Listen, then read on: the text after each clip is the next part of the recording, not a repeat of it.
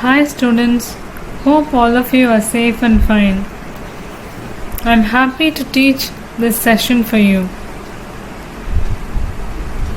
I thank God for giving me this opportunity. Today's lesson, Categories of Computers and Computer Languages Part 4. Let's begin. In the last class, we saw about microcomputers and mini computers. I'll just give you a refreshment of what we saw in the last class. So what is microcomputers? Microcomputers are small computers which we use at home. The normal desktop computer or the PC or the laptop which we use at home, in schools and at offices and so on. So these computers can be used only by a single person to perform a task. When I am doing something, or when I am doing a Windows Microsoft Office, you cannot do something else in the same computer or in a different computer. So only one person can do a task at a time. At the same time, another person cannot do a different task in the same computer. So that is called microcomputers. What is mini computers? Mini computers is better than the microcomputers.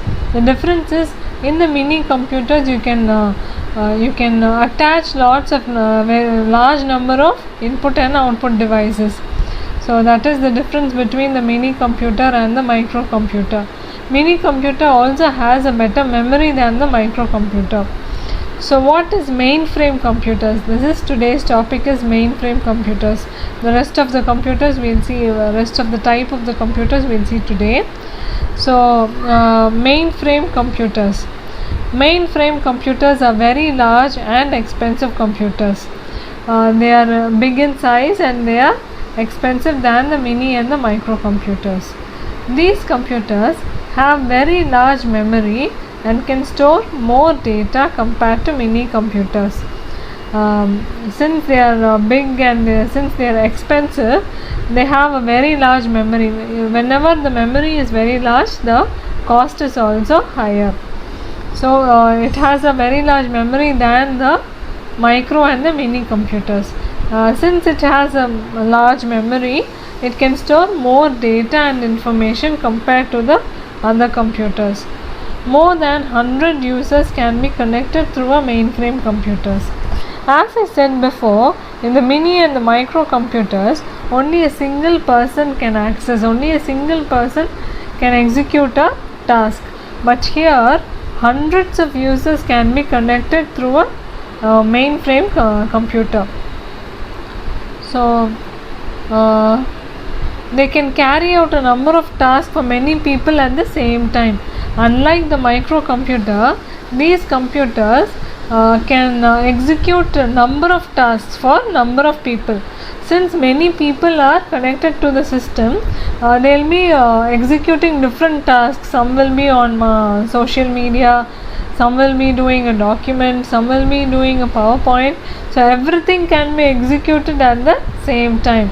That is the speciality of mainframe computers. That is the main quality of mainframe computers.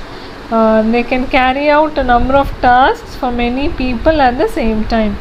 So it can connect a large number of people. It can carry out a large number of tasks at the same time. And they have very large memory and they are expensive. And these kind of mainframe computers are used in big hospitals, airlines and banks. So big hospitals are like a very big hospital which has all the departments like cardiology, nervous systems. So they see everything in a single hospital. It is called a specialty hospital. So in those kind of big hospitals, these mainframe computers are used. Airlines are airports where every aeroplanes are connected. It has domestic airlines, international airlines. So for everything, this mainframe computers will have informations like passenger information, air hostess information, pilot's information, about the aeroplane, the places the aeroplane visits. So everything will be inside that airlines mainframe computer. Banks. So even in the banks, we have savings account, we have personal account, everything, all the informations of the customers, clients, everything will be in the bank's account. So it will be very large, it has a very large database. So these kind of informations are stored in mainframe computers. They use mainframe computers. Example of mainframe computer is the IBM Z series. I think you can understand what I am telling you. If I am a bit faster, you can comment on in the Google Classroom. So if I am fast, you can comment and I can make it even more slower. If I am okay, if you can understand, tell me that also in the Google Classroom. So I'll make arrangements like that. So I think I'm audible as well. So what is next? We'll see the next slide of the IBM Z series picture. So this is the IBM Z series mainframe computer. The first picture, I have attached two pictures here. The first picture is a closed version of the IBM Z series. So when you open it, it looks like the second picture. It is a big picture. It is bigger than the other computers. If you want, you can take a screenshot, or if you just go to Google and search as IBM Z series, you can see lot of other pictures also, or you can type as mainframe computers. So you will see lot of other pictures. If you want, you can take this picture also, a screenshot of this picture. You can go to the next slide. Next is the supercomputers.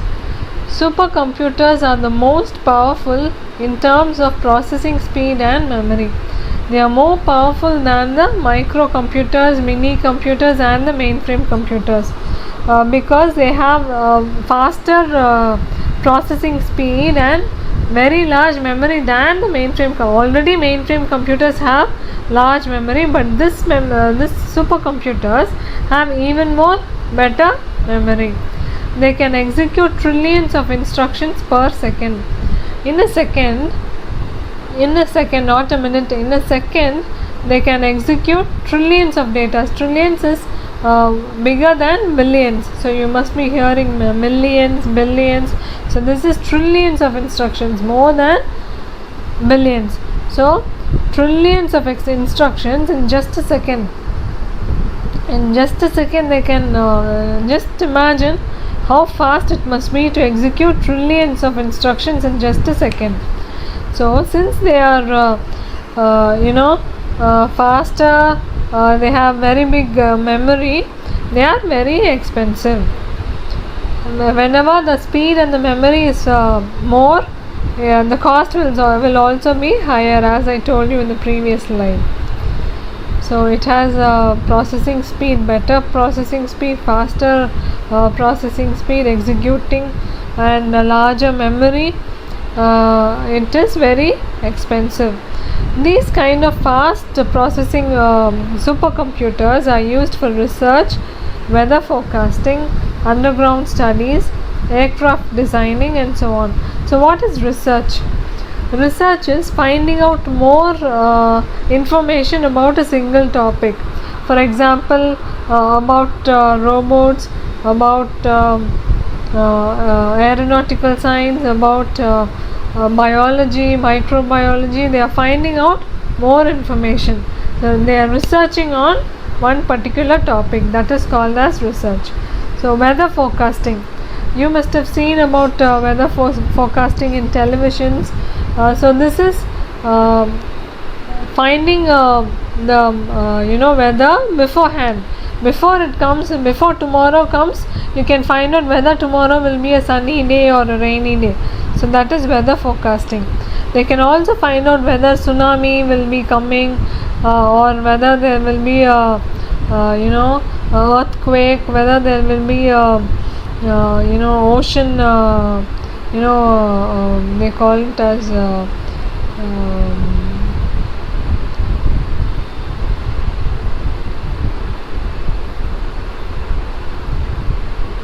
weather forecasting is finding the weather beforehand. So you have seen in televisions, no? They'll tell tomorrow is going to be a sunny day, tomorrow is going to be a rainy day, heavy rain will be seen in the so and so places at so and so time. Storms, I was about to tell you storms, so I forgot the word, just now I recollected. So even if there is a storm, they can find it using a weather forecasting system. For this also they use supercomputers. Underground studies. What is underground studies?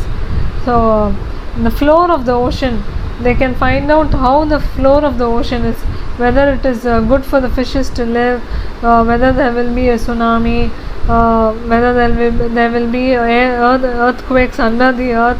So these kind of informations are called as underground studies. For this also supercomputers are used. Aircraft designing. What is aircraft? Aeroplanes and helicopters are called as aircrafts. To design an aircraft, the supercomputers are used. Designing is very difficult because it has a lot of people will be traveling through it, and safety is very much necessary.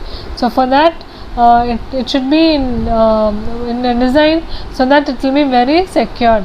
So for that supercomputers are used. For very complicated tasks like research, weather forecasting, underground studies and aircraft designing, supercomputers are used.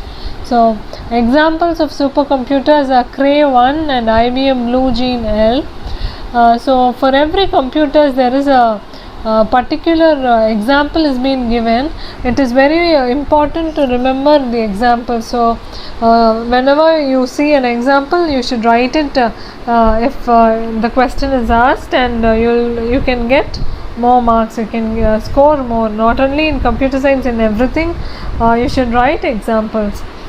So if you just see keenly, in every type of computer IBM plays an important role.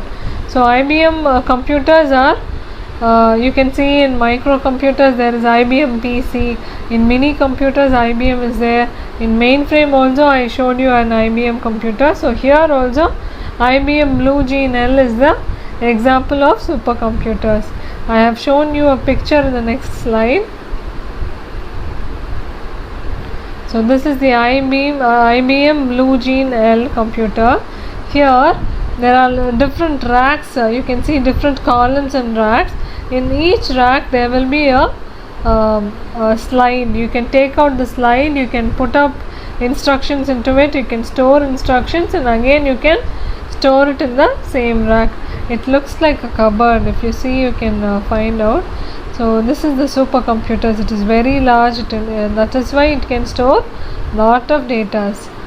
So you can see a person opening the supercomputer and inserting the slide. So this is IBM Blue Gene L system. So we'll go to the next slide. Next is the mobile computers. Mobile computers are the smallest computers designed to be carried around by the user. What is mobile? Mobile is moving from one place to other is called as mobile. So these mobile computers are very small, and it is mainly designed for the user to be carried with them wherever they go. For example, you are using mobile phones, smartphones, you can carry it wherever you go. That is why these mobile computers are designed. They can be taken from place to place. They are user friendly, lightweight and convenient. Friendly, they are very user friendly. If it is an older person as well as the child can use mobile computers because it is user friendly and lightweight. You can carry it very easily. Unlike the desktop computer, you cannot carry the desktop wherever you go because it is bigger in size and it cannot be carried. And convenient to use and take it wherever you go. That is why mobile computers were designed. Laptops, notebooks, e-book readers, tablets, smartphones, PMPs are some types of mobile computers. Everyone would have seen a laptop. So you must be using a laptop at your homes. So that is one kind of mobile computer, because you can take your laptop wherever you go. Notebooks are computers which are smaller than the laptop. It has low power also. So that is the difference between a laptop and notebook. Notebook also looks like a laptop, but it is smaller in size. The screen size and the size of the keypad, everything will be smaller than the laptop. So what is e-book readers? Many will be having reading books as hobby. So nowadays you need not carry books with you. You can just use a e-book reader. The e-book reader will have media kind of books in e-books, that is electronic books. The books will be stored in the e-book readers. You can just open it like a mobile and use to read the books, and that is e-book readers. People who are very interested in reading books will be having an e-book reader. Some people like reading in books, so other than that, those kind of people, e-book readers will be very useful. Tablets are a bigger version of smartphones, smaller version of laptops and notebooks. It is a bigger version of smartphones. It uses touch screen. In laptops we use keypads. So this does not have a keypad. Rather than that, it uses touch screen. Next is a smartphone. Everybody use smartphone nowadays, so you'll be knowing what is a smartphone. PMP. What is a PMP? I'll give you an example of PMP. It will be useful to find out what is it. PMP example is iPod. Apple iPod is an example of PMP. Without searching on the internet, you should find out what is PMP and you should comment on the Google Classroom. Okay, this is a small task I am giving you. You can ask your parents, but you should not find out using internet. Example is Apple iPod. So find out what is PMP. I'll let you know in the next class. So these are some type of mobile computers. Whoever finds it out, you should, if you find out, if you have any ideas also, you can post in the Google Classroom and stream in the post, so everybody can see. Okay, we'll go to the next slide. This is the PMP and this is the e-reader device. You would have not seen this kind of devices, that is why I've posted these pictures. I'll tell you in detail about the types of mobile computers in the next class.